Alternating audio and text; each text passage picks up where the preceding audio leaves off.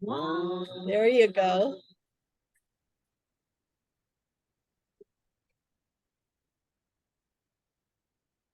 Okay,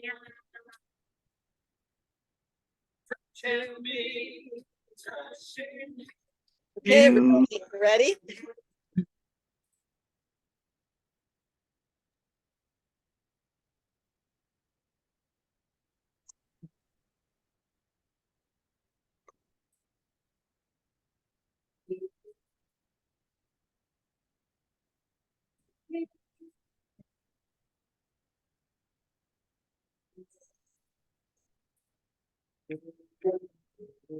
All right, we're welcoming you to another Rush University Wellness. Are you well? And I am so glad you've joined me this evening.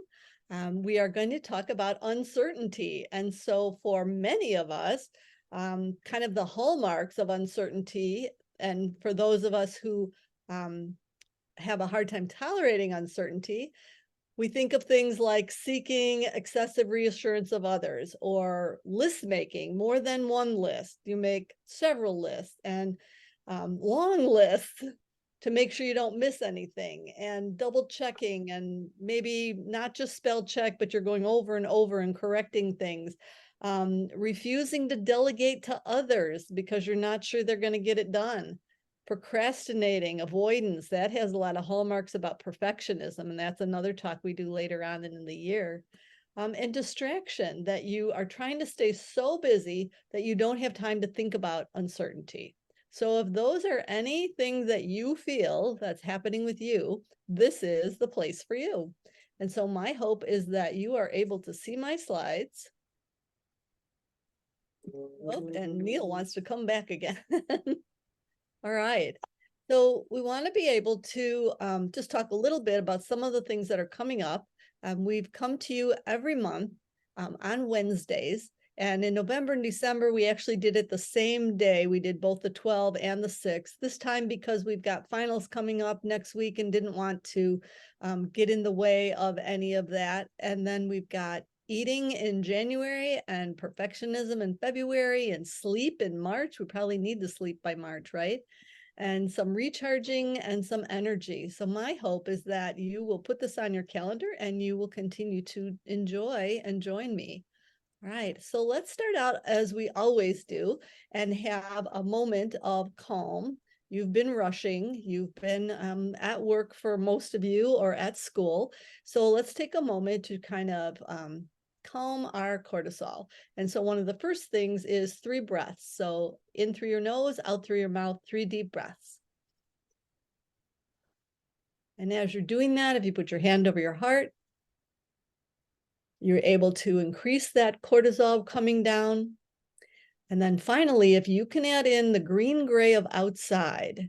I know it's dark out now, but if you have something in your room, if you have a picture on the wall, anything like that that has that green gray, your eyes will attend to the blue, but your brain is calmed by the green gray. And so that's why that's so Recording in progress. So you finish those nice deep breaths and hands to your lap, your feet are on the floor, you're sitting up in your chair.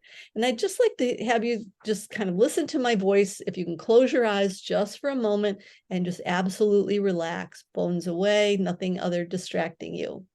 And so I'd like you to think of a person who's been kind to you. Could be a grandparent, a parent, a partner, a teacher, a friend, even a beloved pet. And allow yourself to feel the kindness and the warmth. Imagine this person, this little being, gazing at you, understanding kindness and compassion. Kind of feel that warmth. Imagine they're wishing you well, sending you a blessing, possibly saying these words: may you be safe and protected, may you be healthy, may you be held in kindness and compassion. Take a deep breath and stretch. So out in front of you, over your head, grab a wrist and pull to one side, other wrist, pull to the other side, and behind your back to open up your chest. For those of us who sit over computers for a lot of your day, it's really important to kind of get those shoulders back, open up your chest, take a deep breath, and then finally just shake it out. Shake it out. All right, so welcome to all of you. And I'm glad you're able to be with us as we talk about uncertainty. And so the objectives for today is just to be able to talk about what's tolerable and intolerable, what the impact is on your mental and physical health, and some strategies around being able to tolerate it. Not that uncertainty is going away, but there are things out there that you can do to kind of deal with the fact that we have so much uncertainty. Some definitions that we use: just not being able to be relied on, not known or definite, not completely confident. So there's a lot of that out there now. And I almost say that there's more now than there was during the height of the pandemic. At least during the pandemic, we were kind of fighting as a team. We were all together in this. We had new things happening all the time. There was just kind of a real surge of people being together, that social capital so strong, even though we were being asked to stay apart to be healthy and safe. Nowadays, the uncertainty is just kind of pervasive. And you wonder if most people have come less tolerant of uncertainty. You know, it may have already been there, but we become less tolerant to it. And uncertainty can be threatening, and it will evoke negative emotions. You can kind of feel that when you're feeling kind of nervous about the uncertainty. And it brings with it anxiety and stress, which really can be a threat to your well-being. So it is important that we take a look and think about what we need to do around tolerating uncertainty. So what I'd like to start out with is maybe just your thoughts on uncertainty. So if you would use the QR code, and what I'm going to do is I'm going to switch screens. I'm going to stop sharing and go to slido.com. The information will also be on that screen, so not to worry if you didn't get it right away. But just be patient with me as I stop sharing for a moment, and then be able to switch over. All right, so here it comes. So if you take a look at it, slido.com, the QR code is there. The passcode they're asking for is 5JHMUK. 5JHMUK. And I expect somebody to say bingo. So these answers were also including the answers that were given at this afternoon's talk. So the biggest thing, that the emotion or the behavior that they noticed when they're faced with uncertainty was a feeling of panic or feeling of frustration. If you put in something like angry, like what's behind that? Or anxiety, what do you feel? What is anxiety? Is it in your gut? Is it in your shoulders? Is it in your head? Like, what is it? Add those kinds of things, that what you notice about yourself, what behaviors, what feelings you have when you're faced with uncertainty. So heart racing, definitely. Palpitations, yes. Tunnel vision, somebody wrote about, and that is so true, because when you are overwhelmed and stressed, your vision absolutely does close in, as well as if you're tired, if you've been working on something a long time and you're not giving yourself a break. And you physically do need to either step back or step away so that you can open up and get new neurotransmitters working in your brain and give the other ones a break. And that's the way to be able to kind of deal with or manage some of the feelings that you're having. A stomach ache, yes. Holding your breath, absolutely. Do you know they've done a study that when you get text, when you have the ringer on for text, that people actually hold their breath from the time they hear the ding till they look? Kind of an interesting thing, kind of a text apnea happening. Kind of see what that happens with you. Irritated, yes. You want to run away. Yes, that's a behavior, absolutely, because you're in that fight, flight, freeze, because you just can't deal with that uncertainty. While I'm on this site, what I'm going to do is go to the next question. So we'll do both of them right now. So let's see if I can pull this next one. There we go. And then thinking of your day. So you've had a long day. Thinking of your day, tell me one positive thing that happened. So what I want you to do is start to think more about positive things that happen in your day. Because for most people, 98% of their day is positive. But that 2%, that was either some criticism or some error that got made or something happened, that's what kind of blows up and colors the rest of your day. So, somebody wrote that they woke up, absolutely, feeling blessed that they woke up. Somebody had their baby give them a kiss. That was so sweet. And the toddler saying he loves you. Doesn't that just warm your heart? Absolutely. Or he or she says, yes. Receiving help. And I think about that as assistance.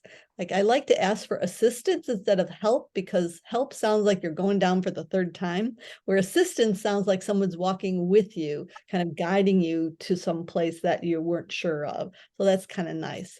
Who had a free lunch in their office? Oh my gosh, how exciting is that? That's definitely a positive thing. And for those of you who didn't join us early, we were singing to Sweet Caroline. So that was kind of a nice, kind of a certainty. Most people know that song. And so I'm going to go back to the rest of it in just a moment. But feeling supported by your boss, helping somebody, being of service to someone, yes. Having wonderful friends. Just think about who you surround yourself with. And that definitely does pump up your certainty in your life. It does allow you to deal more with uncertainty. So thank you for adding all those things. So I'm going to go ahead and move away from this and go back to our talk. Hello, everybody. It's so nice to see you all.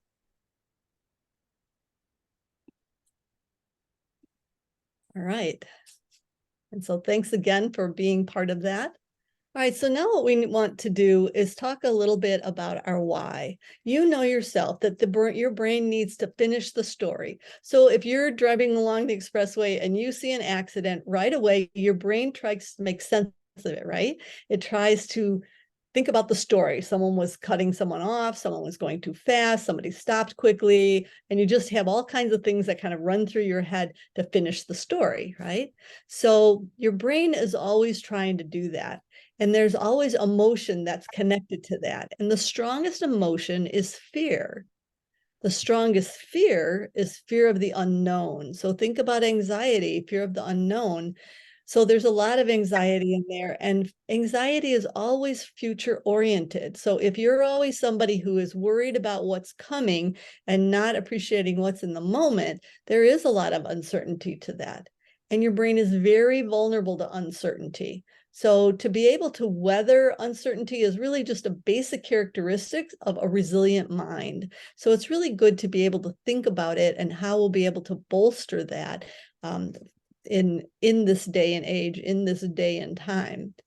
So a lot of my talks, I do talk about the amygdala and fight, flight, freeze. And I think it is a really important thing to have that concept of the fact that your response to uncertainty is worry. And so what we do is in that fight, flight, freeze, we have that kind of little hamster wheel that has that loop going on, that we continue to worry and continue to try to fix that. It becomes worse if you're tired, if you're dehydrated, if you haven't eaten, if you're under a lot of stress, that's heightened. So you're kind of in that reptilian center having these reactions. In order to get out of that, just recognizing where you are, give yourself 6 seconds to shift from your amygdala to your prefrontal cortex. Taking those 3 deep breaths, you'll be able to get to a point of reasoning and logic, a better place for you to learn and to be able to process your learning. That's so important. So you need to be able to have that shift. And the idea of the amygdala is mostly about emotional processing. And so that's why you react when you're stuck in that section rather than reasoning. And so you do need to think about the changes that happen. And actually, your hippocampus changes if you're under so much stress and your cortisol is just working overtime. And so that's one of the things that being able to kind of harness that is important, being able to move that. Now, there's things that we do that actually put in roadblocks to trying to deal with uncertainty. One of them is sleeping less than 5 hours a night. what happens is your brain actually doesn't have time to file the things that you learned during the day. And you want that time because you want to be able to retrieve those the next day, especially students who are going to go into testing, right? Or writing final papers. You really want to be able to process that. So actually, it's a better idea to take time to sleep, get up feeling refreshed, to be able to focus instead of being exhausted and groggy and not having the information retrievable for your test. So kind of ponder how that might work for you. It might feel uncomfortable, but you might want to give it a try. Another thing is a lot of conflict. When there's a lot of conflict, you feel like you're in a battle all the time. You feel tense. And if you can think about conflict as more kind of a bringing together of two minds, two ideas, and that you don't have enough information. So you want to be curious, and you want to be curious with kindness. And so find out what the other person is thinking, listen to their point of view, and you might come up with a totally new idea between the two of you that you had never thought about before, which I think is amazing. Worry does not help you prepare for what's coming. I know people say, well, I need to worry, but it actually decreases your confidence in problem solving, and you start doubting your ability. And then you add in the sleep issues, the conflict, the stress, the dread, and it becomes a problem. And so you do want to think about it as a muscle. You want to be able to scan for positive. You want to be able to practice that so that more of your day is identifying the good things that happened in your day. And when you do have something that happens that's not as expected, you're more able to handle it and kind of flip the switch on it and be able to manage what it is. I think it's important to be able to turn work and school off, to be able to close down, allow your brain to know I am done and I'm going on to some fun stuff, some social stuff. That's important, and that you're not regularly using things to kind of numb how you feel around uncertainty. That's another thing that's very important. Now, there are variants with uncertainty, and there are two kinds of things. And one is based on prior knowledge, so that you're thinking about how things happened before. And if you had a similar situation that didn't go on well, you already are thinking this is going to be awful, right? And it probably will be because you're already thinking that. And so you want to think, am I open to something new? Am I open to new information? The other uncertainty is based on event probability, which I find fascinating with this, is that the judging is probability based and it's on intuitive bias. So you make a judgment about how things are going to go, right? And our mind fills in the gaps. Your brain can be wrong on matters that have to do with rational thinking. It really uses instinct instead of analysis, and it makes snap judgments of people we meet. And so you think about how you've done that you might have looked at somebody and right away looked at their clothes, looked at their shoes, looked at whatever, and made a judgment about them. But once you were able to talk to them, you found a rich history, a lot of good information, a wonderful person. And so you think about yourself, why did I do that? Why did I have that? And that's because your brain just goes with this event probability that if it happened before, it can happen again. And so sometimes you want to use a grounding exercise to let yourself look at your surroundings, pick out 5 things that maybe you hadn't noticed before, even if it's a cobweb in a corner kind of thing. But the idea of being in the moment and being able to observe and bring things in really do help with dealing with uncertainty, because that allows your conscious mind to be open to possibilities. There is an impact about uncertainty. Your hippocampus really does take a hit on this. If you're really stressed, it does actually alter the structure of that. And you know that uncertainty can't be eliminated, right? Everybody could predict the future. We could pick the winners of the Super Bowl. We could, have all kinds of things. But we do need a level of certainty in our lives in order to experience the sense of order, emotional health, and well-being. So if your life is total chaos, that's certainly not good. But you need some certainty in there in order to have the ability to take a breath. And when you attempt to control things that are outside of your control, that's actually a time when you feel powerless, that it actually decreases how you feel the more you try to control things. So you want to be able to be more tolerant, because trying to be intolerant about this, trying to be angry at the fact that things are uncertain is very time consuming, creates stress and anxiety, and that's fuel for worry. Chronic overstimulation, you've hit a wall when you're doing that. So you want to be able to be careful about how things are affecting you and what is going on with your emotion around that. So then the impact to that has a lot to do with your social abilities. So are you out in the world? We are social beings. We need to stay connected. That helps us be grounded, right? If you have to schedule in a call or an activity to a friend or a family member, absolutely do it. If you keep saying, oh, I keep running out of time, or it's too late or something like that, stop right there, go to your phone, schedule just like a meeting that you are going to call mom. You are going to call your friend that you haven't talked to in a while. And it would feel so good when you do it. Sometimes the planning feels hard because you have to get up for it. But once you do it, you feel so good and you're so glad you did that. So scheduling it can absolutely be something good, and you'll look forward to it. Having something to look forward to is so important. I'm hoping that each one of you has a scheduled day off coming up, that you've planned something. Even better if you have a vacation plan. Don't save those days. Make sure that you're taking at least one day a month for your mental health to be able to do whatever you want to do, not work at another job, but be able to actually do things for yourself or do nothing. Allow your brain to just do nothing. And so that sense of meaning and being able to look forward to something is very uplifting. So I definitely want you to be able to think about things that you can do that can be social in nature and can connect you to others. And that eye-to-eye kind of contact releases endorphins. So that's just, again, another really good reason to be with people so that you're able to have that good feeling.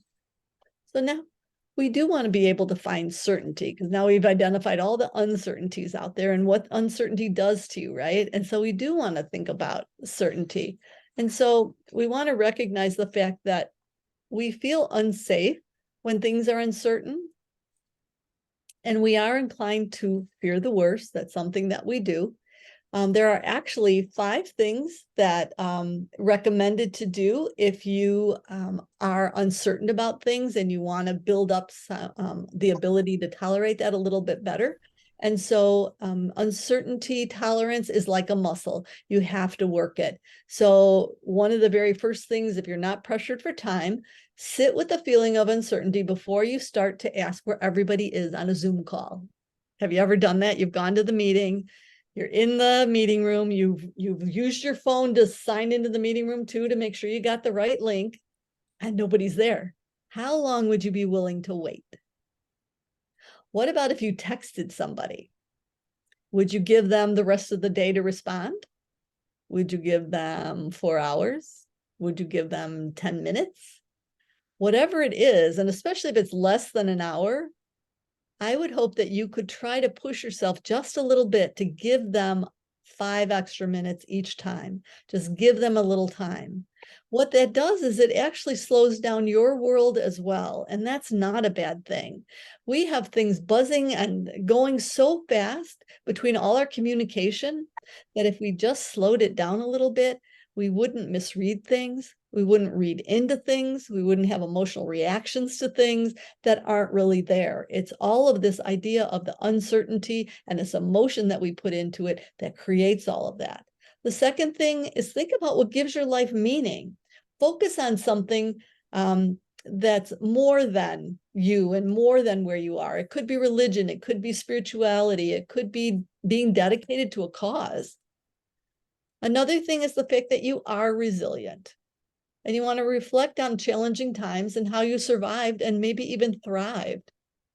Usually that you've leaned into a cause, and what's important to that is if it reoccurs, you know how to handle it. Sleep can't be underscored enough. Exercise, social connections, sleep quality is really important too. Workouts are very good because that actually, especially if they're cardio workouts, actually does increase your capacity to cope and decrease stress. So those kind of things are really good to do. And then try to not predict or control what's happening, because that can backfire, and it really does cause more mental health issues. The fact that we can acknowledge the uncertainty and we can do what we can to prepare, and that's the important part. Have a plan B, right? There is a lot of ways to combat that uncertainty, and I think I mentioned a couple of them before, but one of them can actually make our brains work less. And a lot of it has to do with how much we rely on our phone. Think about how many times you Google something in a day instead of turning to somebody and saying, "What do you think?" Or do you stay on your GPS, even though you know the way to work, but you keep it on and you find yourself glancing at it? You think, wait, I know how to get to work. And sometimes they say, oh, it's because I want to know if time changed or something like that, that I should take a different way. You know what? I'm just so used to having it on that I keep it on. And it's like, I know that things are changing. In fact, the studies that they've done on cab drivers in London, the cab drivers before smartphones, before all the GPS, had an amazing network in their brain about spatial ability and information. And now since GPS, that information is gone, it's diminished. And so what we're doing to our brains, because we're relying on so many other things, is not a good thing. So if you do things like crossword puzzles or Scrabble, or if you do Sudoku, whatever you do to kind of keep encouraging your brain to work, music, dancing, any of those things that kind of brings the arts, cooking, that brings all the senses together. Those are really good things that do help you keep that brain functioning and active. So important. Connecting to a bigger purpose, not underestimating your ability to be resilient. Increasing your self-care with resilience is really important. And then appreciating that change is going to be there. That's the only thing we can be certain of, right?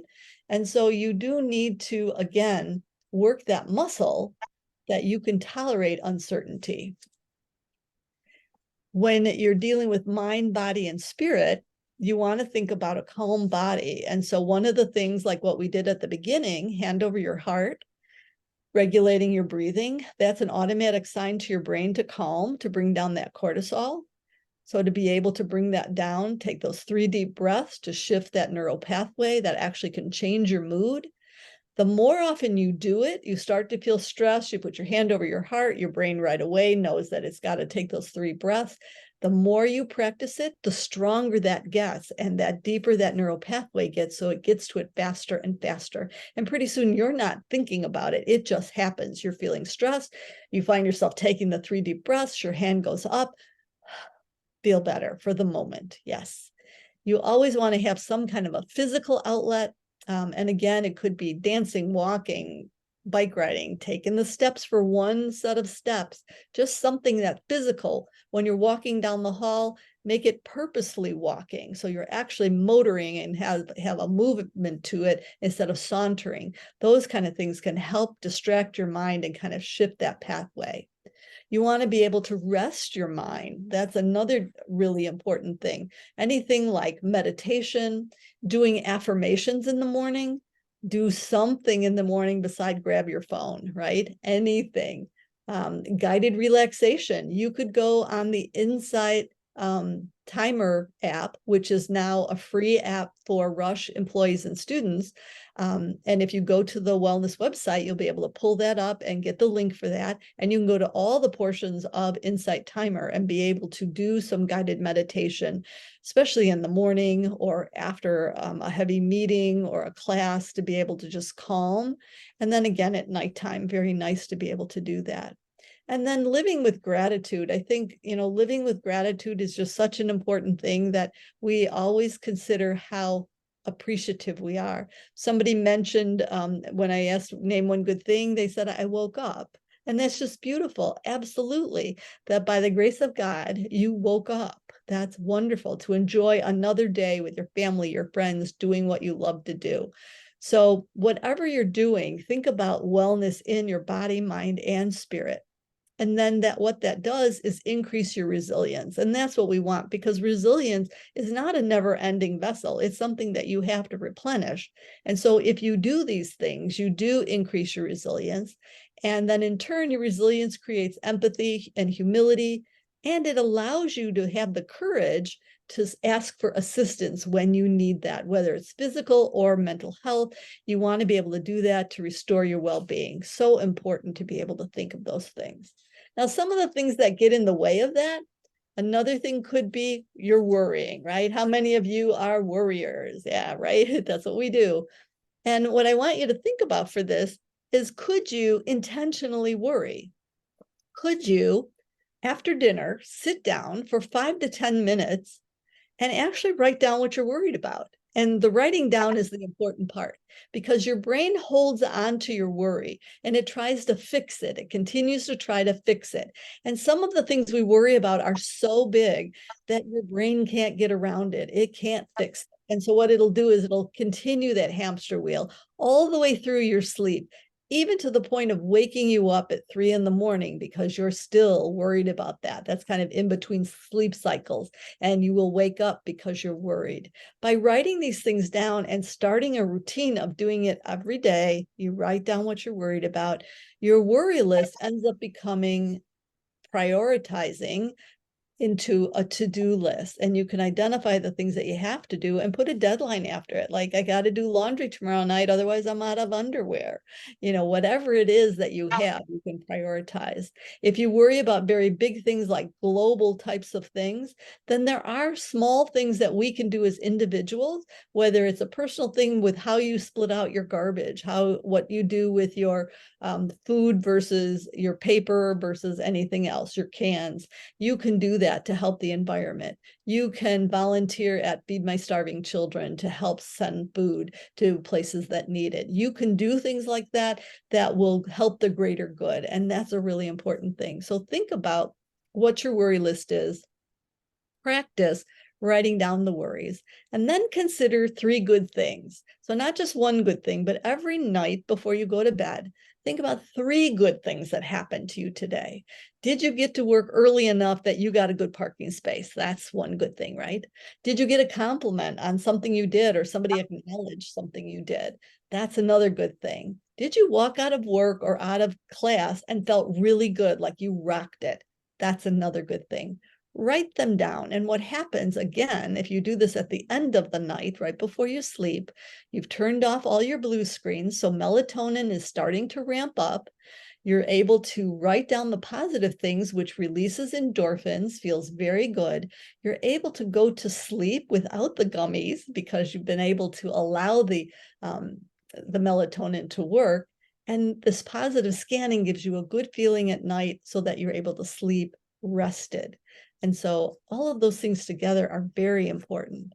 Now, we already talked about the things that you've done that were good. So I think that was a very good exercise to be able to do that every day, as you're walking out of work even, or at school, just to be able to think about 1 or 2 good things that happened. Now let's take a look at some reframing, or flipping the switch. That if you are on the phone with Xfinity, or you're on the phone about a package that didn't arrive, especially now, right? Packages are flying around, and you're trying to get through to them what's happening, and all of a sudden they say, I'm going to put you on a quick hold. And you're like, no, don't do that. Right away, you're going to be on there for a long time. And so all of a sudden the uncertainty comes up because you don't know how long.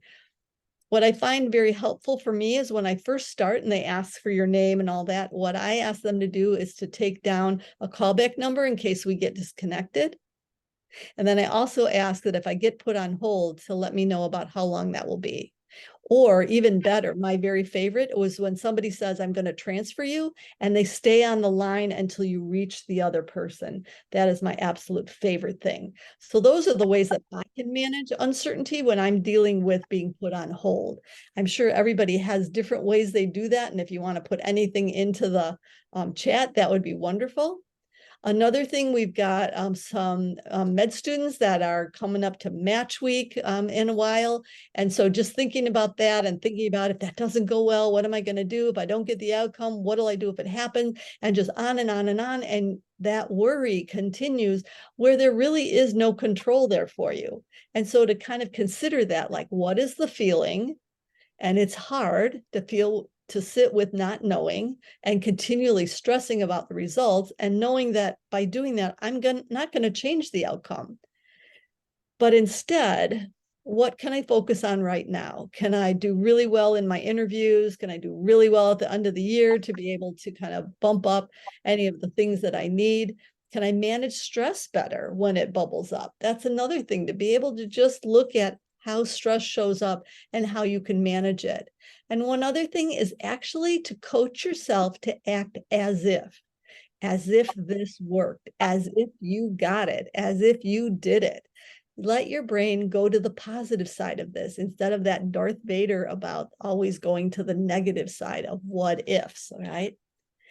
And then as you're thinking about this whole idea about flipping the switch, think about or notice your thoughts. Notice the changes in your body, what hot buttons get pushed in certain things.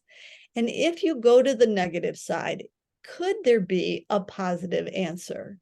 Is there a chance that it could be looked at in a different way?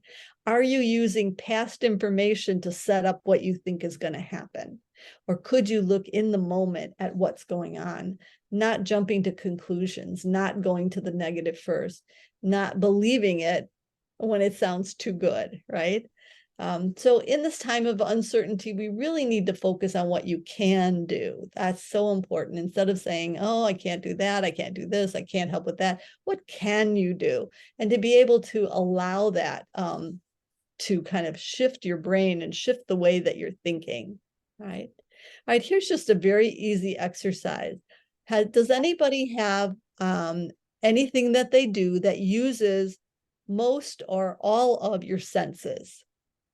Is there something that you do outside of work that uses all of your senses?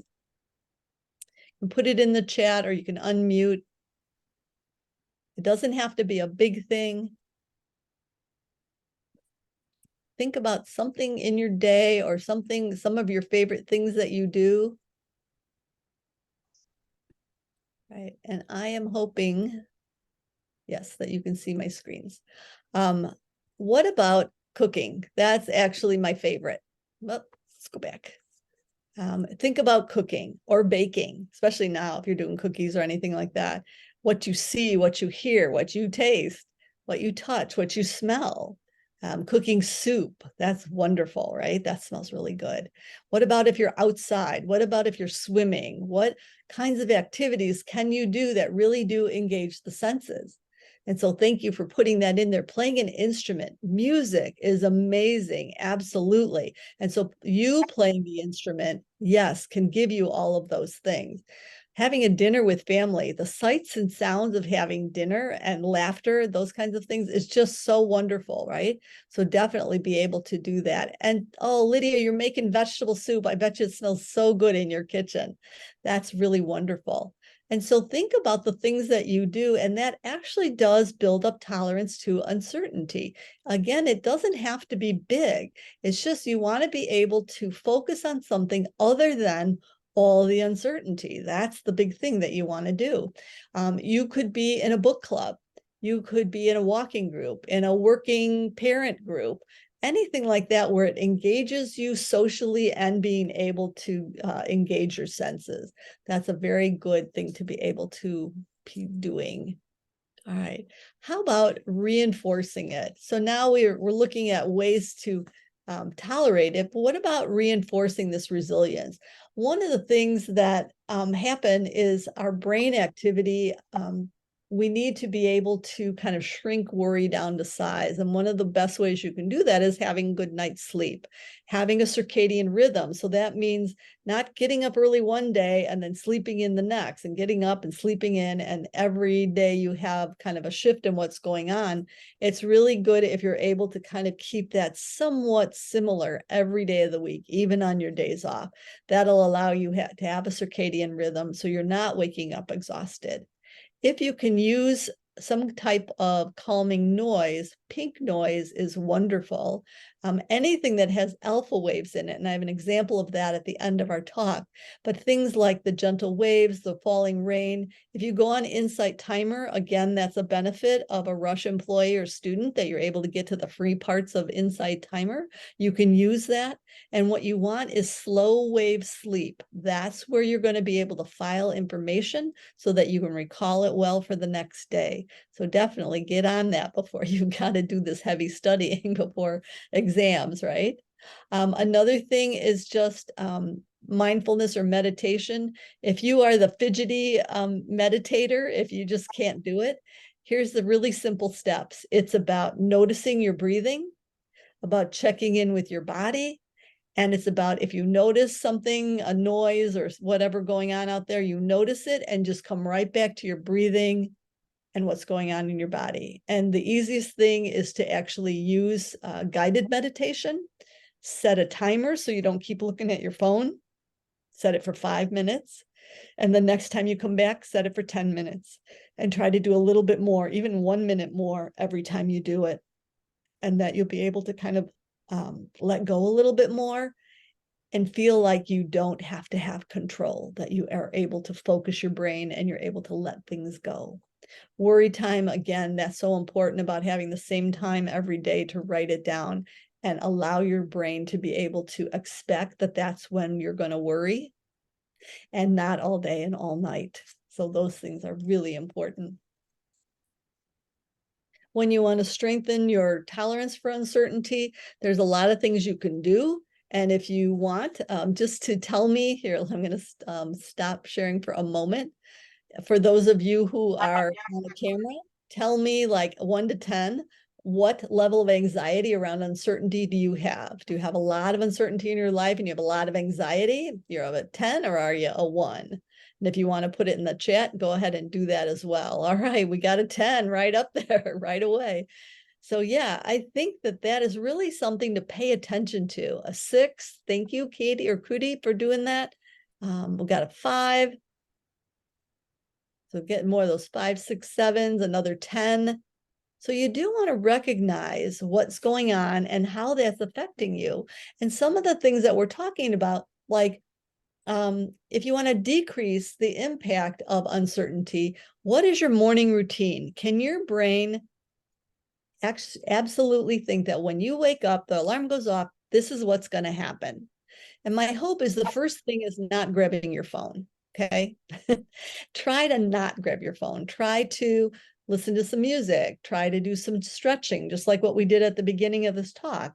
Just a little bit of stretching, a little bit of breathing, maybe positive affirmations, hand over your heart, saying good morning to yourself in the mirror, using your name. It's just so nice. It just very much calms you. Saying hello to people in your household before you actually get to your phone, get to the uncertainty of the news. Another thing is things like using compassion and acceptance for yourself, self-kindness, not just self-care, but self-kindness, things that you might say to a friend that you've never said to yourself, that you worry about yourself, and I'm concerned and I want to be able to do better, and I want to be able to listen and pay attention. Watch your sugar load when you first start your day. The first thing you should have is water. You've been without anything for 6 to 8 hours, maybe longer. So you're dehydrated to start out. So water is always the best thing. Then go to the coffee if you need the coffee next. And then consider what you're going to put in your mouth. Whenever you break your fast, whatever time it is, try to make sure that you've got a complex carbohydrate and that you've got a protein going in, right? If you grab the donuts or grab something that's high in sugar, that you're going to get that sugar load and then you're going to crash. And then you're going to feel that hangry and it's going to be just a cycle all day, okay? Another thing is the idea about letting in the light. That's so important. Not just your mindset, but also physical light, especially now when it's getting darker out. There's a lot of people that get affected by seasonal timing. And so if that's something that happens with you, make sure you've got the drapes open, make sure you got the lights on, make sure you've got light to be able to go through your day. That's an important thing. And then finally, sleep hygiene. You think about your room. Is it cool? Is it dark? If it's blue, that's a thinking color. So that stimulates thinking. You want to be able to have green gray. That's a calming color. And then you turn the light off so you don't see what color. But do you have a routine at night? Are you able to, without a doubt, after dinner, there's certain things that you do. You maybe switch up one or two things, but there's a routine. If you got kids, the kids have their routine. Then you start into your routine. One of the last things you do usually is you look at the time and you say, oh my goodness, I have to work tomorrow, and you shut everything down and you're wide awake and you can't figure out why, because you should be exhausted. It's because you didn't have a chance to have any of the melatonin build up in your body. And the only way that it'll build up is if you turn down the blue screen. So the TV, the phone, the iPad, everything, shut it down, read a book, do the dishes, do the laundry, do something else, talk with your kids, read a story to them, whatever it is, listen to music. Don't use the blue screens. Allow your melatonin to build up. Write your 3 good things down in your journal. Feel good about your evening and be able to slip into sleep, which would be so nice. Okay. So that sleep hygiene is very definitely something that you want to think about. Okay. All right, back to this. Okay. So one of the things I do want to think about and recognize is around the holidays. And I think that's an important thing for us to think about. And I'm going to check the chat really quick here. So we got our numbers here. Yeah, we actually got somebody as far down as a 2, a wonderful, and that they volunteered today. So I am thinking that that had a lot to do with it. How wonderful was that? So when you ask people, how are you? Especially now when there's a lot of people stressed, how are you is a huge question. How do you even begin to answer that? And what most people say is, I'm fine, right? I'm fine, because they don't have the energy to actually tell you how they are. I mean, what would happen if you walk past somebody and say, hey, how are you? And you say, you know what? I'm glad you asked. You got a couple of minutes? I wanted to just tell you about some of the things I'm struggling with. And you're like, whoa, I didn't expect that. So if you do really mean this, if you have a good intention around this, that you might ask, what expectations are you juggling right now? Or how are you taking care of yourself this week? And that's especially true for yourself. Ask yourself some of these questions, and you'll be surprised some of the answers that you get. Like for yourself, what are you feeling bittersweet about right now around the holidays? Are there certain things that you are and are you not going to be able to do? And how are you going to manage that? Will you start a new tradition? Will you be able to bring something forward? What are you going to do? So to be able to bring some certainty into your life, check in with each other, check in with yourself, maybe use some of the terms that are some of the questions that are here. When you want to be able to calm yourself in uncertain situations, the first thing you have to do is name it to claim it, right? You have to identify where the stress is. You have to control the breathing. You have to be able to look at the big picture. If you find you have tunnel vision, back yourself up a little bit, take those 3 deep breaths and allow you to kind of take in what's really going on. Rest is so important. Being able to flip the script a little bit, to have good intentions. And if there is conflict, use curiosity. Find out what's the rest of the information that maybe you don't have. Try to focus on one thing at a time instead of multitasking. I know that's hard, but in some part of your life, try to do that one thing at a time and complete it and go on to the next and celebrate it. If you need to, request a timeout. That if your brain isn't functioning on all cylinders, say it. That, you know what, I just need to walk down the hall and get something to drink and I'll be right back, and I know I'll feel a little bit more productive. Or you might do a different time of day. Know what time of day you're most productive. And then one of the best things, I think, is to be able to work with somebody and practice a scenario that you think is coming on for you. It's really important that you're able to go through it, because as your brain hears the answers, it will not be surprised the first time you're dealing with it, that you've already practiced it, and some of those things will be really easy to say a second time. So I think it's really important to do role play, and I know people don't like role play, but it's a wonderful thing.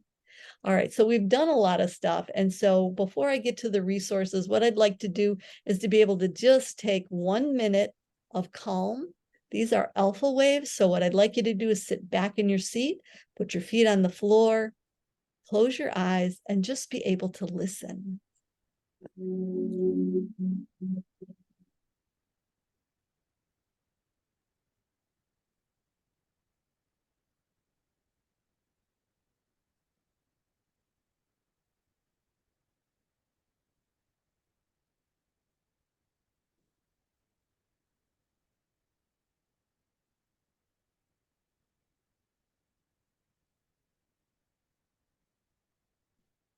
Focus on your breathing as you're listening.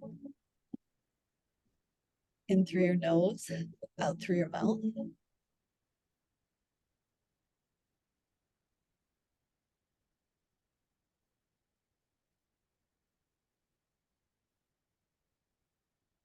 Relax your shoulders, you're halfway there.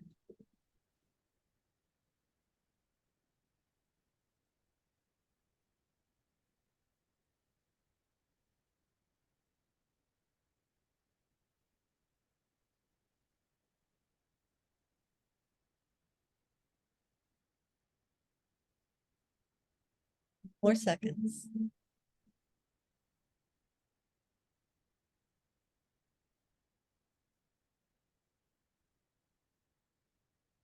Be stopping it now. This particular recording will go on for 3 hours, and it is deep, it's soothing, deep sleep music. And again, like I said, it's alpha waves, and those are so important for your brain to calm. So try to take advantage of that. And not only take advantage of that, take advantage of what Rush's wellness options are for you. That you, if you haven't been over to the wellness center, you can make an appointment to come over and have a tour. It's over in the Triangle Building on the first floor. Inside is small and beautiful. It was set up with philanthropic dollars because they felt that we needed a place to kind of have our roots as we branch out and do things like talking with you and having wellness events. And so it's very important that there's a space. And in that space is counseling and coaching and our energy pod. You can make an appointment for the energy pod. The beautiful thing about all of this is it is a Rush benefit, that it's free to students, house staff, and employees, and there's no session cap. So you can come as often as you want. You set up your appointments, and you're able to come 7 to 7, so 7 in the morning to 7 in the evening, Monday through Friday. And so there should be, could be, would be a place that you would be able to get some coaching, some assistance. Everything is set up for confidentiality and privacy as far as scheduling, the waiting room, the way the design is, the way we document things, everything is set up for you to feel safe and secure. What I've been mentioning is things that are on the left side of the screen about the actual Center for Clinical Wellness, 7 to 7, Monday through Friday, unlimited free sessions, and that it's available to our Rush community. On the other side is our Rush partner, which is with ComPsych, and they're available 24/7, which is really good. That there's phone scheduling that you're able to take advantage of with 5 free sessions, and then they refer to a long-term provider. But the beautiful thing is that also your immediate family and significant others are included in this. So you've got 2 really wonderful options that you're able to use to get assistance for how you're feeling. Now, if there's any problem with getting an appointment, and you are really not feeling okay, that this has been going on for a couple of days, you're stressed, you're overwhelmed, whatever it is, you're actually feeling a little panicky, please don't wait. Please use the pager, 24/7 pager. It's 852323. And our psychotherapists carry this pager 24/7. So there'll be somebody on the line with you within an hour. Usually they answer in 10, 15 minutes.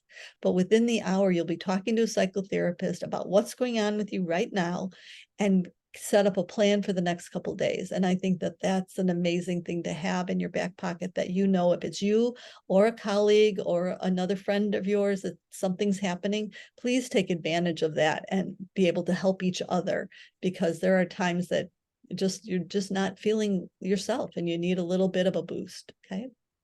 There's a lot of resources on the wellness page, and if you just go to insiderush.rush/wellness, you'll be able to get to that wellness page. And so there's all kinds of things, even the wellness newsletter that just came out yesterday. There's all kinds of information in there, including we just opened the window for the Nursing Wellness Awards that will be the applications will be taken in for the next month, and it's groups that are going to vie for grant money to be able to improve nursing wellness.